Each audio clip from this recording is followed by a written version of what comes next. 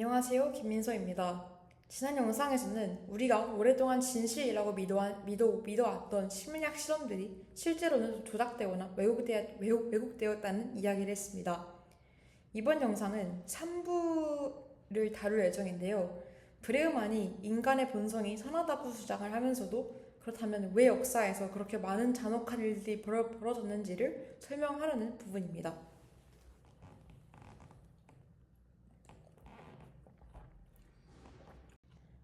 네, 3부의 제목은 선한 본성이 오작동한다입니다.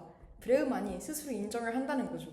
인간이 본성적으로 선하다고 주장을 하면 가장 먼저 나오는 반박이 있는데요. 그러면 아우슈비츠는 뭐냐? 루안다 학살은 뭐냐?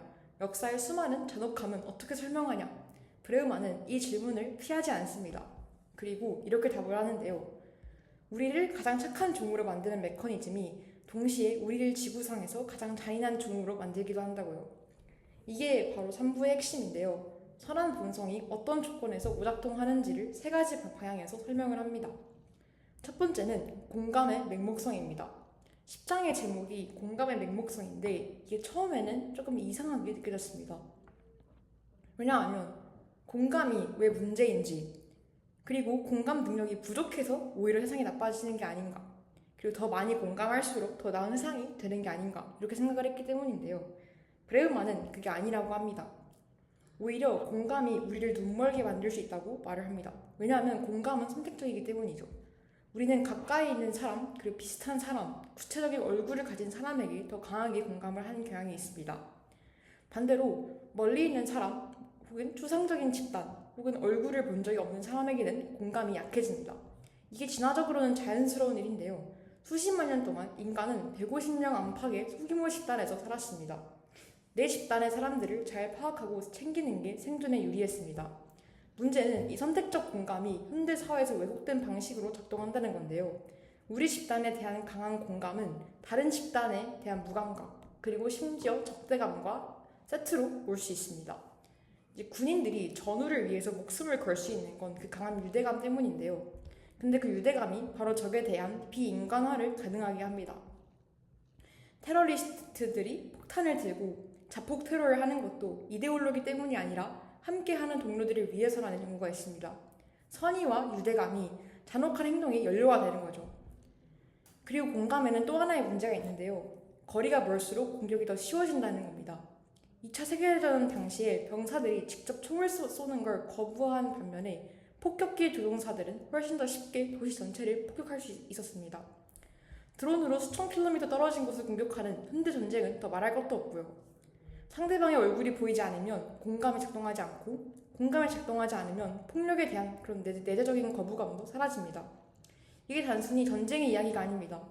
현대 사회의 많은 불의가 이 거리 효과에 의해서 유지가 됩니다. 우리가 사는 도시에서 멀리 떨어진 곳의 노동자들이 어떤 환경에서 우리가 쓰는 물건들을 만드는지, 그리고 우리의 소비가 어떤 생태계를 파괴하는지 우리 눈에 보이지 않으면 공감이 작동하지 않습니다. 그래서 더 많은 공감이 해결책이 아닐 수 있습니다. 공감이 닿지 않는 곳에는 다른 메커니즘이 필요하다는 거죠. 두 번째는 권력이 부패하는 방식인데요. 11장의 핵심은 이겁니다. 권력이 사람을 부패시키는 게 아니라 부패한 사람이 권력을 얻는 것도 아닙니다. 권력 자체가 사람을 변화시킨다는 겁니다.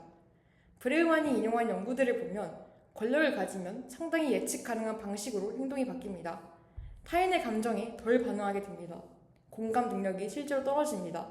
자신의 행동이 다른 사람에게 어떤 영향을 미치는지를 덜 고려하게 됩니다. 그리고 자신을 규칙의 예외로 여기기 시작합니다. 이게 단순한 도덕의 문제가 아닙니다. 뇌 수준에서 실제로 변화가 일어납니다.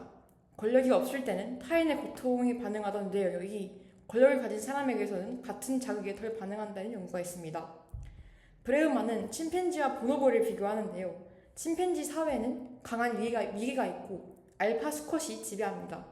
보노보는 다른데요. 수컷들이 지배적인 행동을 하려 하면 다른 구성원들, 특히 암컷들이 연합해서 그것을 억제합니다. 브레우만은 인간이 침팬지보다 보노보에 더 가깝다고 봅니다. 인간 사회에도 지배적인 개체를 집단이 함께 억제하는 메커니즘이 진화했다는 거죠. 수렵채집 사회를 연구한 인류학자들은 이걸 역평등주의라고 부릅니다. 누군가 너무 많은 것을 가지려 하거나 지배적이 되려 하면 집단이 함께 그것을 억제합니다. 험단, 조롱, 배제, 심지어 더 극단적인 방법까지 사용을 하게 됩니다. 이게 수십만 년 동안 인간 집단에서 작동해온 자연스러운 메커니즘이었습니다. 문제는 집단의 규모가 커지면서 이 메커니즘이 작동하기 어려워졌다는 건데요. 150명 안팎의 집단에서는 권력자를 모두가 감시할 수 없습니다. 있습니다. 근데 수백만 명의 국가에서는 불가능합니다. 그래서 권력이 집중되면서 부패가 시작됐다는 거죠. 마키아벨리 이야기도 여기서 나오는데요. 브레우만은 마키아벨리에 상당히 적대적입니다. 솔직히 이 부분에서 약간 의아했는데요. 마키아벨리의 군주론은 흔히 목적이 수단을 정당화한다는 그런 냉혹한 권력 논리의 교과서로 알려져 있는데, 사실 마키아벨리는 공화주의자였고 그 책은 특수한 역사적 맥락에서 쓰인 겁니다.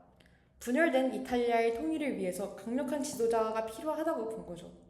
그래서 브레우만이 마키아벨리를 다루는 방식이 좀 단순화된 측면이 있다는 생각이 들었습니다.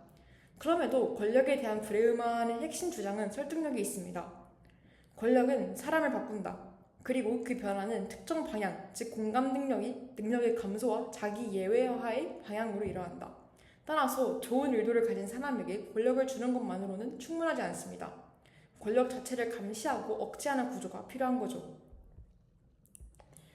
세 번째는 계몽주의의 함정인데요. 12장에서 브레우만은 계몽주의에 상당히 비판적입니다. 계몽주의는 인간의 이성을 신뢰하고 합리적인 제도와 법으로 사회를 개선할 수 있다고 봤습니다. 브레우만은 이 계몽주의적 낙관론이 역설적으로 인간에 대한 비관주의를 전제로 하고 있다고 봅니다. 이게 왜냐하면 계몽주의의 출발점이 인간은 본성적으로 이기적이고 위험하기 때문에 이성과 제도로 통제해야 한다는 거였기 때문입니다. 홉스의 만인의 만인에 대한 투쟁, 리바이어던이라는 강력한 국가가 필요하다는 논리, 인간이 못 믿을 존재이기 때문에 제도가 필요하다는 존재죠. 하지만 브레우만은 이 전제가 틀렸다고 봅니다. 인간이 본성적으로 선하고 협력적이라면 이성과 제도가 필요 없다는 게 아니라 그 제도가 다른 방향으로 설계될 수 있다는 겁니다. 인간을 통제 대상으로 보는 제도가 아니라 인간의 협력 본성을 살리는 방향으로요. 계몽주의에 대한 비판으로 흉과 애덤 스미스의 이야기가 나오는데 이 부분에서도 저는 좀 불편했습니다. 특히 왜냐하면 애덤 스미스에 대한 해석이 지나치게 단순화된 느낌이 들었습니다. 책에서 국부론이 인간의 탐욕을 옹호했다는 식으로 읽히는데, 사실 애덤 스미스는 도덕 감정론에서 인간의 공감 능력과 도덕적 판단을 핵심으로 다뤘고, 국부론에서도 시장의 기능이 작동하려면 기본적인 신뢰와 도덕이 전제되어야 한다고 봤습니다. 또 보이지 않는 손도 그냥 탐욕의 결과가 아니라 그 신뢰를 전제한 개념이었죠. 하지만 브레우만이 이런 맥락을 충분히 다루지 않고 무작정 비판하는 건 좀 아쉬웠습니다. 그러나 계몽주의의 함정에 대해서 브레우만의 주장 중에서 비관주의의 자기 충족적 예언이라는 개념을 중요합니다. 인간을 믿을 수 없다고 가정하면 그 가정에 기반한 제도를 만들게 됩니다. 그리고 그 제도가 사람들을 실제로 믿을 수 없는 방향으로 밀어넣습니다. 그러면 처음에 가정이 맞았다는 게 확인됩니다. 그래서 비관주의가 자기 충족적이 된다는 거죠. 반대로 인간을 신뢰할 수 있다고 가정하면 다른 제도를 만들고 다른 결과가 나옵니다. 브레우만은 이게 이상론이 아니라 현실론이라고 봅니다. 증거들이 실제로 그 방향을 가리키고 있다고요. 그래서 3부 전체를 정리하면 브레우만은 선한 본성이 오작동하는 세 가지 메커니즘을 제시했습니다. 첫 번째로, 공감은 선택적이라서 가까운 집단에는 강하게 작동하지만 먼 집단에는 작동하지 않고 그 격차가 잔혹함을 가능하게 합니다. 두 번째로, 권력은 사람을 변화시키고 공감 능력을 떨어뜨립니다. 세 번째로, 인간 본성에 대한 비관주의적 가정이 그 비관주의를 현실로 만드는 제도를 낳습니다. 이 세 가지는 사실 서로 연결되어 있는데요. 우리의 공감이 집단의 경계를 넘지 못하고 그 집단의 경계를 이용해서 권력이 구축되고 그 권력이 인간을 불신하는 제도를 만들어서 유지됩니다. 저는 이 3부가 책에서 가장 흥미로운 부분이었다고 생각을 합니다. 왜냐하면 브레우만이 인간 본성이 선하다고 주장을 하면서도 왜 역사에서 그렇게 많은 잔혹함이 있었는지를 설명하는 방식이 설득력이 있었습니다. 선함과 잔혹함이 공존하는 게 모순이 아니라 같은 메커니즘의 두 얼굴이라는 것, 그리고 우리를 뭉치게 하는 것이 동시에 눈멀게 한다는 것, 이게 지난번에 읽었던 그 조너선 하이트의 바른 마음에서 저자가 한 말과도 연결이 됩니다. 도덕은 사람을 뭉치게도 하고 눈멀게도 한다는 거죠. 다만 저는 3부에서도 브레우만의 논지 전개 방식에 대한 아쉬움이 있었습니다. 각각의 주장은 사실 흥미로웠는데 그 주장들이 어떻게 연결되어서 전체적인 그림을 이루는지가 때로는 불분명하게 느껴졌습니다. 공감의 맹목성, 그리고 권력의 부패, 계몽주의의 함정이 각각 따로 다뤄지는 느낌이 들었고 그것들이 모여서 어떤 결론으로 이어지는지를 좀 더 명확하게 제시했으면 좋겠다는 생각이 들었습니다. 그리고 진화 심리학자들이 말하는 부조화 개념도 여기서 생각을 해볼 만한데요. 인간의 몸과 마음은 수십만 년에 걸쳐서 소규모 집단 생활에 최적화되어 진화했는데 지금 우리는 수억 명이 얽힌 복잡한 사회에서 살고 있습니다. 이 간극이 오작동의 근본 원인일 수 있습니다. 왜냐하면 150명을 위해 설계된 소프트웨어를 수십억 명 규모에서 돌리려 하니 버그가 생기게 되는 거죠. 그래서 이 관점에서 보면 해결책이 좀 더 분명해집니다. 인간의 본성을 바꾸는 게 아니라 인간의 본성이 잘 작동할 수 있는 조건을 만드는 것, 그리고 공감이 닿을 수 있는 범위를 넓히는 것, 권력이 집중되지 않도록 구조를 만드는 것, 마지막으로 인간을 신뢰하는 방향으로 제도를 설계하는 것, 이것들이 4부와 5부에서 브레우만이 제시하려는 방향이기도 합니다. 네, 이번 영상에서는 공감의 맹목성, 권력의 부패, 그리고 계몽주의의 함정에 대해서 이야기를 해보았습니다. 정리하면 인간의 선한 본성이 오작동하는 건 우리가 나쁜 동물이어서가 아닙니다. 공감이 선택적으로 작동을 하고 권력이 그 선택성을 이용하고 마지막으로 인간 불신에 기반한 제도가 그를 고착화시키기 때문입니다.